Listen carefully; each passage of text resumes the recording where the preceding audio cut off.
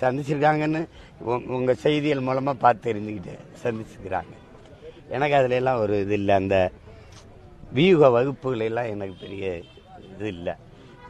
இந்த நாட்டை சிறப்புற ஆட்சி செய்த எங்கள் முன்னோர்கள் எல்லாம் அப்படி வியூக வகுப்பில் எங்கள் தாத்தா பெருந்தலைவர் காமராஜரோ அல்லது பேரறிஞர் அண்ணா போன்ற பெருந்தகைகளோ, அதுக்கு முன்னாடி இருந்த குமாரசாமி, நம்ம தாத்தாக்கள், நம்ம தாத்தா ஓமந்து ராமசாமி ரெட்டியார், இவங்கெல்லாம் இப்படி வியூக வகுப்பாளர்களை வச்சுக்கிட்டு என் நாடு, என் மக்கள், என் நிலம், என் காடு, என் மலை, இதில் எதை எப்படி செஞ்சால் சரி வரும்னு தெரியாத நான் அப்புறம் இந்த வேலைக்கு ஏன் வரணும் சொல்லுங்க? நீங்கள் சொல்லுங்கள்.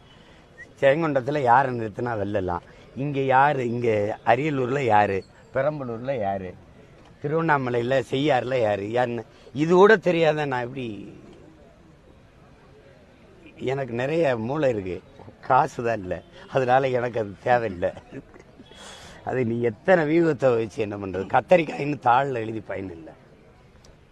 நிலத்தில் இறங்கி அதை செடியை விதையை போட்டு செடியை முளைக்க விட்டு தண்ணி ஊற்றி உரம் வச்சு வளர்த்து விளைய வைக்கணும். அப்போ தான் கத்திரிக்காய் வரும். இங்கே மேசையில் உட்காந்து கத்தரிக்காய் சோரக்காய் அப்படின்னு எழுதி பயன் இல்லை.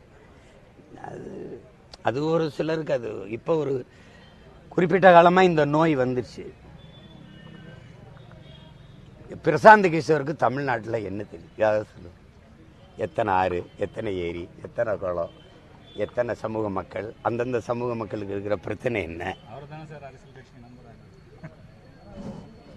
நீங்கள் உடலில் கொழுப்பு கேள்விப்பட்டிருப்பீங்க, பணக்கொழுப்பு கேள்விப்பட்டிருக்கீங்களா?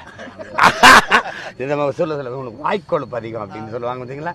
இந்த கொழுப்பு அதிகம், அந்த கொழுப்பு, அது மாதிரி பணக்கொழுப்பு அதிகமாக இருந்தால் இதெல்லாம் தேவைப்படும். அது நமக்கு அதை பற்றி பேசி காலத்தை நேரத்தை வீணடிக்க வேணாம். வேறு ஏதாவது செய்தி தேவைப்படுதா?